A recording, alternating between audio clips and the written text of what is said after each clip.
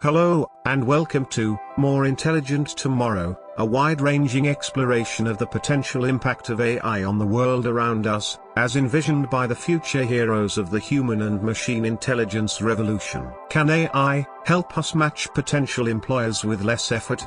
We'll discuss this and more with Robert Sweeney on today's episode. And now, your host, Ben Taylor. Robert, thanks for making time to be on the podcast. You're welcome. It's great to be here, Ben. I think we had lunch or breakfast a year or two ago, and you asked me for some LinkedIn tips. And then I think a week or two later, you got a viral post and you became LinkedIn top voice. So how did the student become the super teacher? Yeah, it's funny you mentioned that. I'm a pretty transparent person. What you see is what you get. And so that was kind of I decided that rather than trying to be a marketing person or to build a social media following, I would just be myself. What are some of the most memorable posts you've had during your LinkedIn journey that have really resonated or they've hit a chord? It was about somebody that I'd interviewed at Netflix. I ended up passing on him, even though I still remember thinking I want to work with this guy.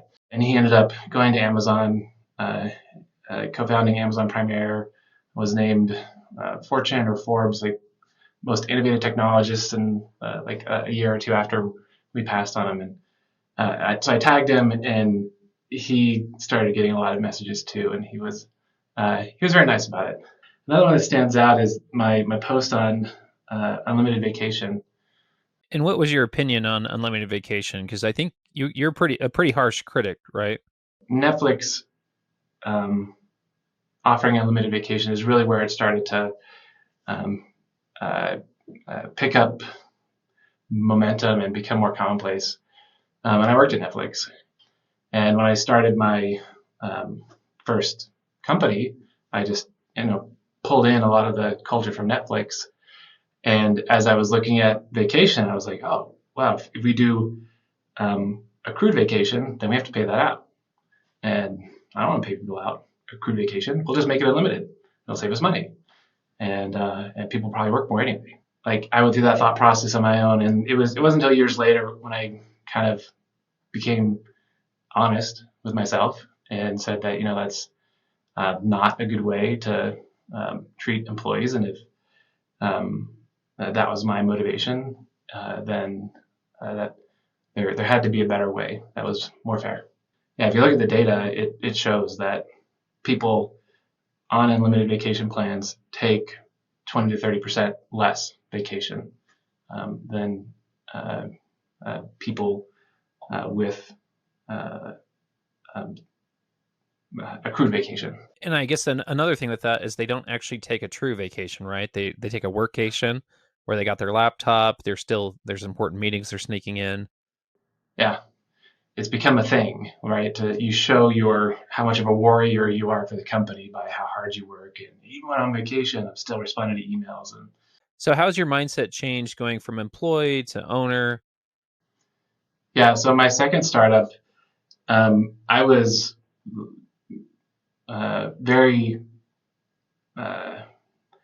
vocal about how you're going to be working 70, 80 hours a week, and I expect you to be available all the time. And this is an intense sprint to build a successful company. And it was very taxing on the people that I worked with, and not just them. It was very taxing on me. I wasn't just demanding employees work those crazy hours. I was doing it myself, and I felt justified. It's okay that I'm missing my daughter's violin concert because I'm working on a mission, something that's really important for the world and for my employees. And one day I was invited to a meeting where we were going to discuss executive compensation, and they had my severance letter for me. They were firing me. I think one of the toughest parts about that was I had made all these sacrifices personally, and not just time, but money as well, right? Like lost Hmm. wages. And did you put some of your own money into the startup too? The money I can I can accept that. What I can't accept is that I, I I gave up on those moments with my kids and with my wife, and you can't get those back. Like I'll Yeah. never be able to see my kid graduate from the fifth grade. I miss that. Your wife had sacrificed a lot. If you don't mind sharing more of that, like kind of your darkest days of startup that you realized, is this possible? Is this happening? And now you've got to go to deliver the news.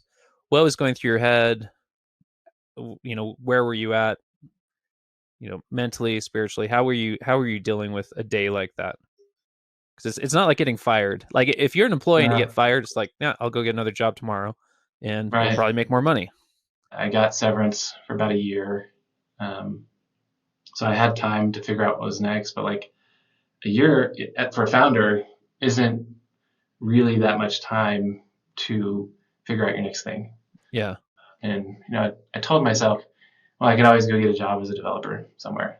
I have a great resume, a lot of experience. I can always go be a developer again. But the reality was, I would have had a really hard time doing that because it would have felt like I'd fallen so far and given up on my dreams. And Was that hard to convince your wife to not go get another job? Because I imagine she'd invested so much emotional capital in the idea of I'm going to go do another startup. I imagine that was a talking point. yeah, my wife is a special person. Um, when we started on this journey together, um, I was making a great salary at Netflix, um, and we had everything we possibly could have wanted. And I said, "Look, I'm going to disrupt our lives, and I just have this dream. I want to build companies. That's what I want to do." And she said, "I'm in, and no matter how long it takes."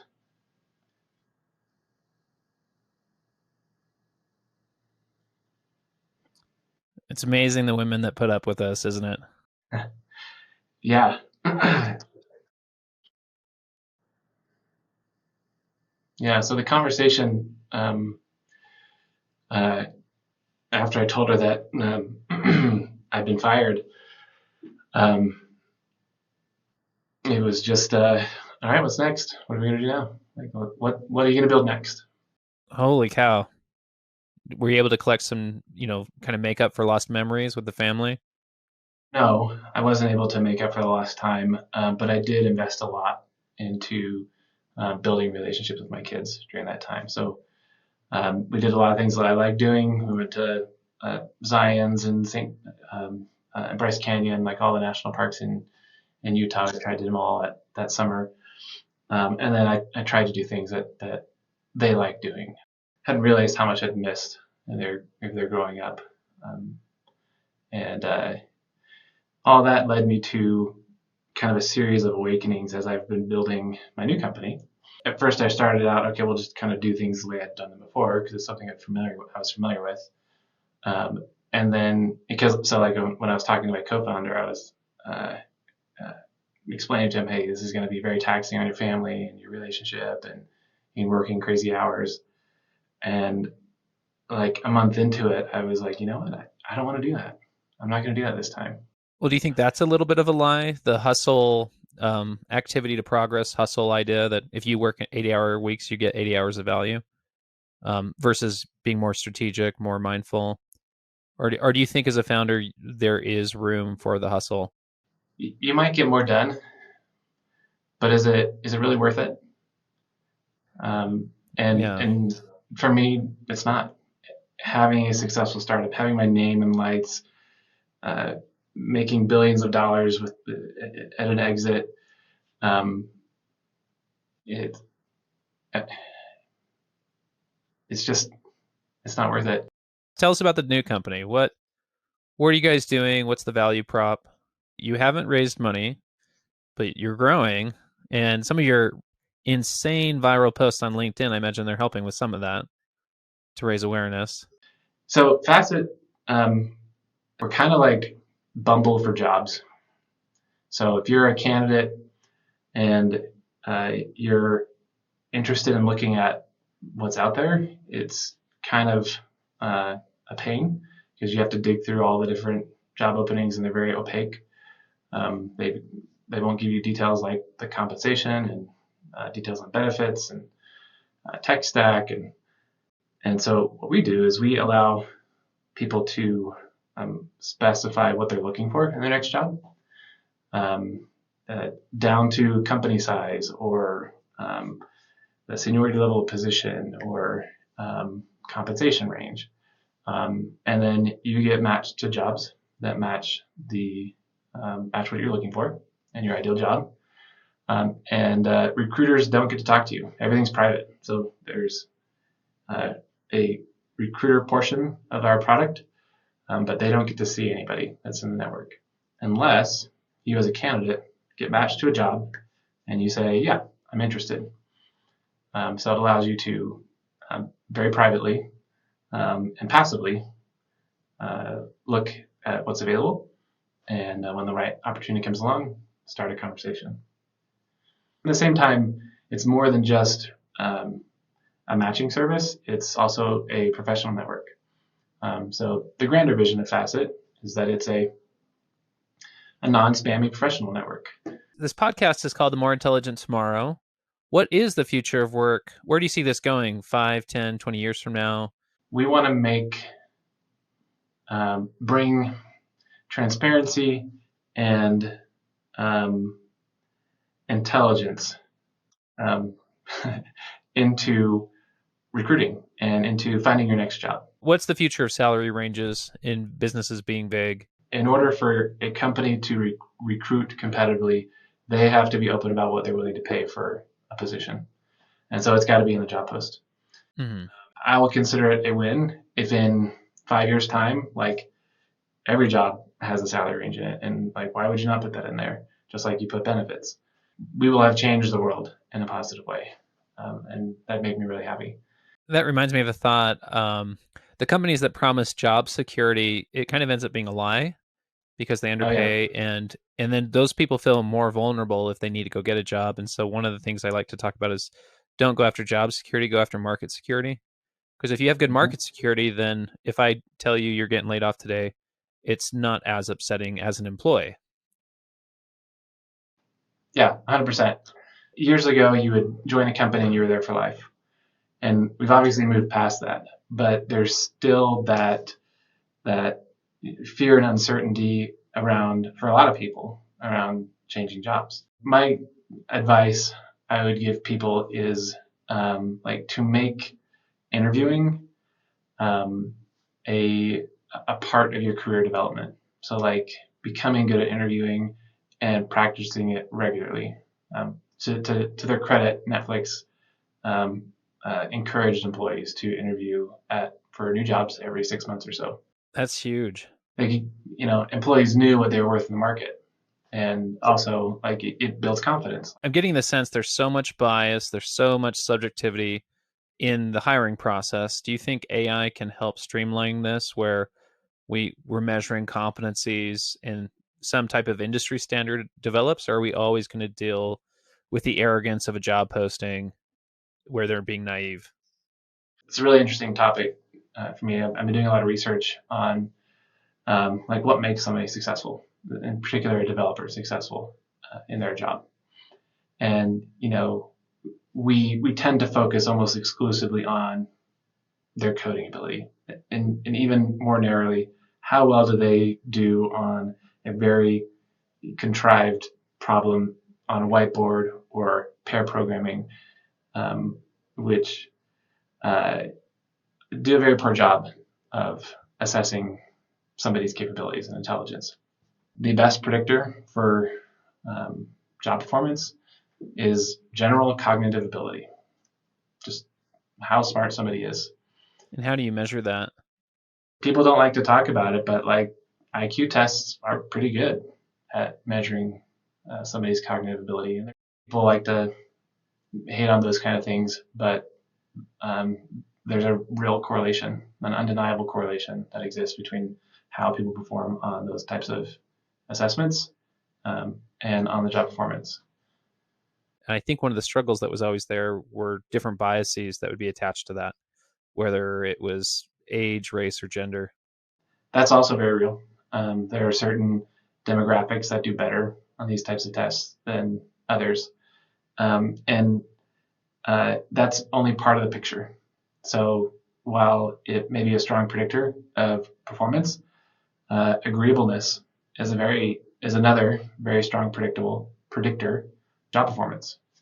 And so while intelligence is important, that's one of many measurements that I think that the industry needs to start looking at, that could help feed the machine learning and the AI engine. Yeah. So you get, agreeableness, integrity, extrovertedness, introvertedness, because really the ideal candidate is not like this score. It is, it varies depending on the team makeup, existing makeup of your current team, and the role. I'm reminded that a lot of the heroes that we respect would fail on these types of assessments. So you think about like Steve Jobs or Elon Musk, when it comes to agreeableness, they are completely outside the box. And Steve Jobs was famous for struggling with reality distortion, where he had unreasonable expectations, and he was an asshole. And he was famous for firing entire departments, and so is Elon Musk, where he's fired entire departments because of an emotional reaction to some poor performance criteria, which is interesting because they made some of the biggest impacts in our industry. About 2 years into being a founder, I read the Steve Jobs biography, and I was like, oh, he was a jerk, so it's okay if I'm a jerk. And like, that's not the right conclusion to draw from that. And like, it's the same thing with Elon Musk and all these other, Bill Gates. Bill Gates is notorious for being just like horribly mean to people when they come in and would demo products or do spec reviews. That's not why they're successful. There may be attributes that are associated with it, like high standards and perfectionism that drive that success. But like, you can have those without being mean to people. So we're all going to die. That's the exciting thing about this journey. And when you leave, what is your legacy going to be? And what's going to matter most?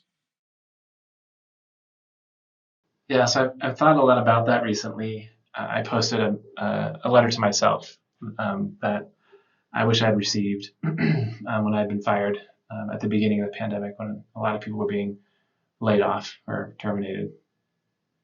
And it was just spur of the moment. I wrote it up, published it. Maybe it'll help somebody.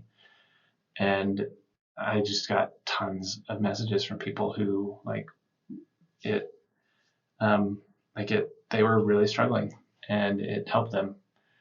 And I didn't know I could do that. So like that has become part of this building how I want to be remembered, is as someone who helps other people. So Robert, I love your honesty. I think it's really refreshing, and I think a lot of people love you for it. So really appreciate you being on this podcast. Thanks, Ben. It's an honor. I've been a huge fan. I still am. So it's great to see the success you're having, and thanks for having me on your podcast. Well, I'm your student now, because you swapped roles on me.